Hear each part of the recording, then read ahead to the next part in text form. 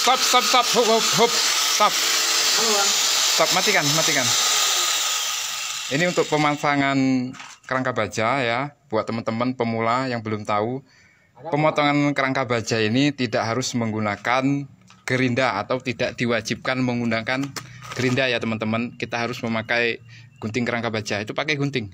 Nanti bisa bahaya kalau pakai gerinda nanti. Coba kenapa emang keras Bang. ini berapa ketebalannya? 75/75 ya. Iya. Tasuk bisa pakai gunting bisa. Nah, harus tahu ilmunya. Nah, pelan-pelan. Nah, itu bisa itu. Aduh.